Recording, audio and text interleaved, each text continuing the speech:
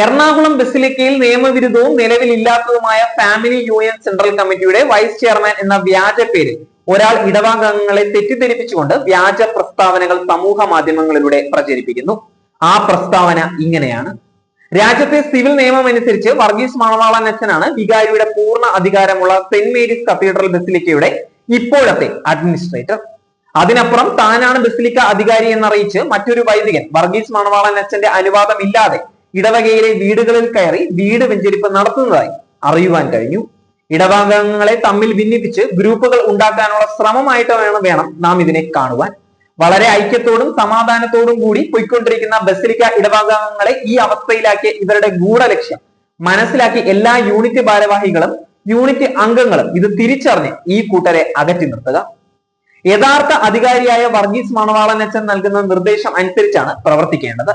ഇതാണ് വിമതർ പ്രചരിപ്പിക്കുന്ന പ്രസ്താവന. ഇപ്പോൾ ഇടവകയിൽ ഫാമിലി യൂണിയന്റെ പ്രവർത്തനം മരവിപ്പിച്ചിരിക്കുകയാണ്.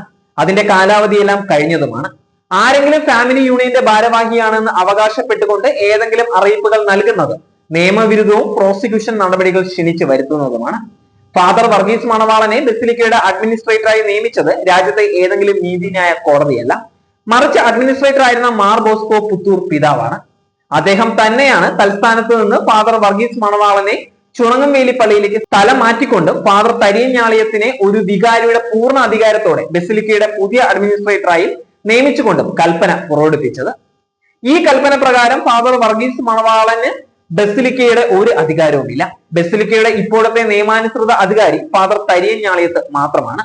അദ്ദേഹത്തിന് തന്റെ ഇടവകാതിർത്തിയിൽ സ്വാതന്ത്ര്യത്തോടെ ആത്മീയ ശുശ്രൂഷകൾ ചെയ്യുന്നതിന് എല്ലാ അധികാരവുമുണ്ട്. അതിന്റെ ഭാഗമായിട്ടാണ് അദ്ദേഹം ഇപ്പോൾ വീടുകൾ വെഞ്ചരിച്ചു കൊണ്ടിരിക്കുന്നത്. അതുകൊണ്ട് എല്ലാ ഇടവകാംഗങ്ങളും ഫാദർ തരിയഞ്ഞാളിയത്തിന്റെ നിർദ്ദേശങ്ങളാണ് പാലിക്കേണ്ടത്. ഫാദർ വർഗീസ് മണവാളന്റെ ബസിലിക്കയിലെ എല്ലാ ശുശ്രൂഷകളും നൽകുന്ന നിർദ്ദേശങ്ങളും സഭയുടെ കാനൻ നിയമപ്രകാരവും ഹൈക്കോടതിയുടെ അഭിപ്രായ പ്രകാരവും നിയമവിരുദ്ധവും ശിക്ഷാർഹവുമാണ്.